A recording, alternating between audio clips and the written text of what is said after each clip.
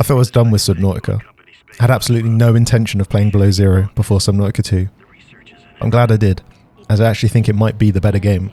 After finishing my recent replay of Subnautica, I honestly hadn't planned on playing Below Zero at all. My original intention was simple: finish the first game, jump straight into Subnautica 2, and see how the series had evolved. But the more I thought about it, the more I realised that if I wanted a proper understanding of where the franchise is heading, skipping an entire entry didn't make sense. And honestly, I'm glad I didn't. Without spoiling too much from my review of the original Subnautica, one of my big criticisms was the lack of a strong narrative structure. The survival mechanics are fantastic and the exploration is incredible, but I often felt like the story sat in the background rather than pulling me forward. Below Zero fixes a lot of that. The narrative is stronger and the visuals are improved, which makes the world feel more detailed. And somehow, the addition of freezing temperatures creates an entirely new layer of tension on top of everything that's already worked. Like my previous review, I played this on the Nintendo Switch too, so we'll also be looking at how it performs on the Nintendo hardware, and whether it's still one of the best survival series you can play in handheld. More importantly though, is Below Zero worth revisiting in 2026? If you're not sure on trying Subnautica 2 while it's in early access. After spending dozens of hours exploring planet 4546b, my answer is yes, and it actually made me more excited for Subnautica 2 than the original game did. So let's jump into why. The moment you start Below Zero, it feels familiar. Unknown worlds haven't tried to reinvent the wheel here.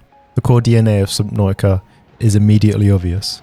You're still gathering resources, crafting equipment, upgrading technology, and gradually pushing deeper into dangerous territory. What Below Zero does, instead, is build on that foundation. The frozen setting immediately gives this game its own identity. Survival is no longer confined entirely to an ocean. Now there are stretches of land to explore, frozen islands to investigate, an entirely new temperature mechanic to manage whenever you're above surface. It's a surprisingly effective addition. In the original game, your main concern was oxygen. Here you're constantly balancing oxygen underwater and body temperature on land. It sounds like a small change, but it adds another layer of tension that makes the world feel more hostile. Especially if you're swimming below enormous sheets of ice. One of the most uncomfortable feelings in Below Zero is looking up and realising you can't immediately surface for air. Suddenly every dive requires a bit more planning, and every mistake carries more consequence. Despite technically having a smaller map than the original, the world actually feels denser and more focused. There were areas in the first Subnautica that could feel a little sparse at times. Below Zero condenses things down and fills the world with more points of interest, more detail, and more reasons to explore. What surprised me most though was how quickly the game hooked me. One of the biggest complaints with the original was the storytelling. Below Zero addresses that immediately. Instead of a silent protagonist, we now have Robin Ayu, a character who actually speaks and reacts to the world around her. That simple change creates a much stronger connection to the world and immediately gives you a reason to care about what happens next. The opening feels more cinematic, more focused, and much more story-driven. And for me, that's exactly what the series needed. If there is one thing that Subnautica has always done well, is making exploration feel exciting and terrifying at the same time. Somehow Below Zero manages to increase that feeling. The frozen setting constantly creates the situations where you feel trapped. Large sections of floating ice remove the safety blanket of simply swimming straight up to the surface whenever things go wrong. You need to think ahead. You need to know where your exits are. And when a dangerous creature suddenly appears, panic sets in much faster than it did in the original game. The wildlife also feels considerably more aggressive. Whether that's because of the way the environments are designed, or basically there are simply more hazards waiting to catch you off guard. I found myself dying far more often here than I ever did across multiple playthroughs of the first game. The biomes themselves are fantastic. Not only are they visually impressive, but they're also far more memorable. Every area feels distinct and carefully crafted. The environmental storytelling is stronger, and the overall world building is simply excellent. Vertical exploration remains one of the game's greatest strengths as well. Just like the original, every major breakthrough comes through finding a way to go deeper. And because the dangers increase alongside the depth, every upgrade feels meaningful. What's interesting is that while the world is technically smaller, I never felt limited by it. If anything, the condensed design improves the pacing. Bigger doesn't automatically mean better, and Below Zero proves that by creating a world that consistently rewards curiosity without wasting your time. The underwater sections are still the stars of the show, but the additional of meaningful land exploration helps break up the pacing and gives the experience another dimension that the original game lacked. Below Zero follows the philosophy is, if it ain't broke, don't fix it. The crafting system is exactly what you'd expect from a Subnautica game. but with more options, more tools, and more opportunity to experiment. Rather than replacing existing systems, the game expands on them. As a result, progression feels smoother and more structured. Part of that comes from the stronger narrative, which naturally provides better direction than the first game. What I appreciate most is that Below Zero still trusts the player. You're not constantly being pushed down a linear path. The game simply says, here's the world, go explore it.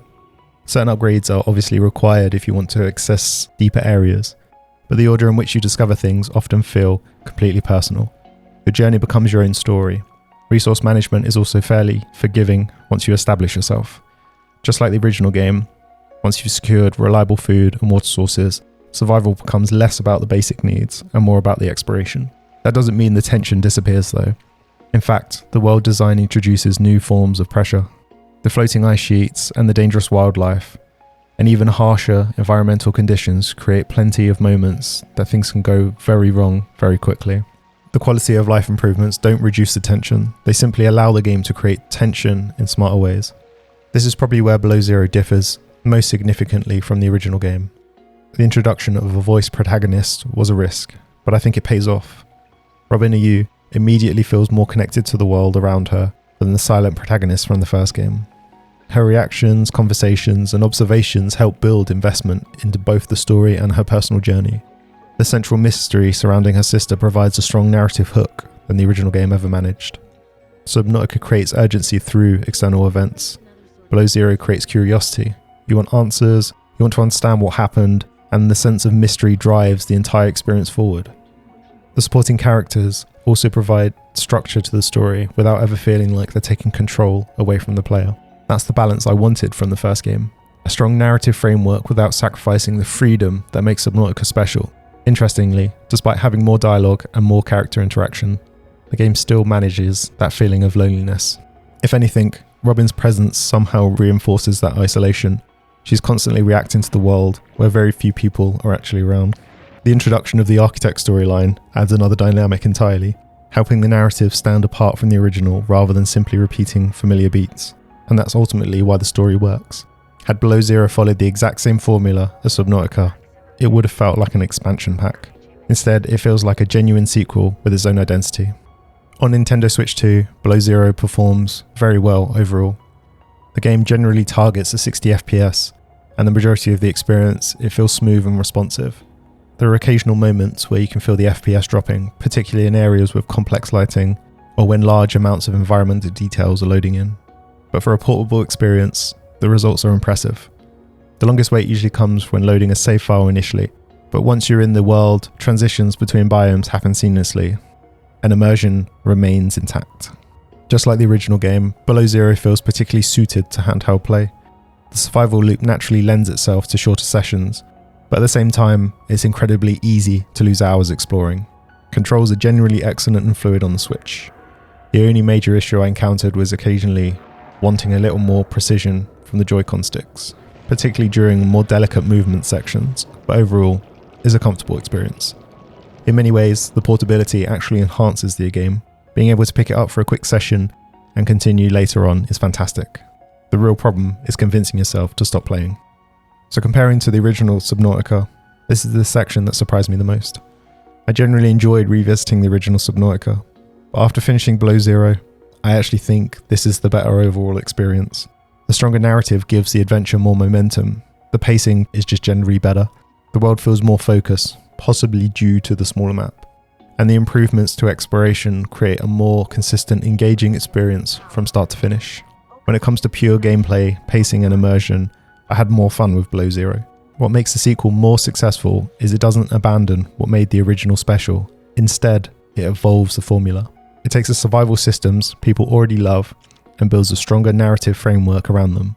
Most importantly, it leaves me genuinely excited about the future of the series.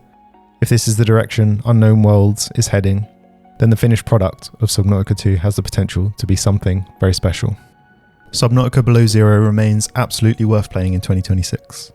Whether you're revisiting the series ahead of Subnautica 2 or experiencing it for the first time, this is an excellent survival game that improves upon many of the weaknesses of the original. The story is stronger, there's better pacing, memorable world design, and an excellent sense of progression makes for a more rounded experience overall. And on the Nintendo Switch 2, it once again feels like a fantastic handheld experience. The ability to seamlessly move between docked and portable play fits the game perfectly, and it never feels like a compromise. Most importantly, Below Zero doesn't lose what makes Subnautica special. The exploration is still brilliant, the tension's still there, the world is still fascinating to uncover. It simply adds a stronger narrative layer that keeps you invested throughout your journey. For me, this makes for a better overall package. I'm giving Subnautica Below Zero a 4 out of 5. It takes everything that worked from the original game, builds on it intelligently, and delivers a more focused, story-driven survival adventure without sacrificing the freedom that defines the series. And after finishing it, I'm more excited than ever to play Subnautica 2. Thanks so much for watching. Click that like button and subscribe to the channel for more video game reviews. Catch you in the next one. Bye!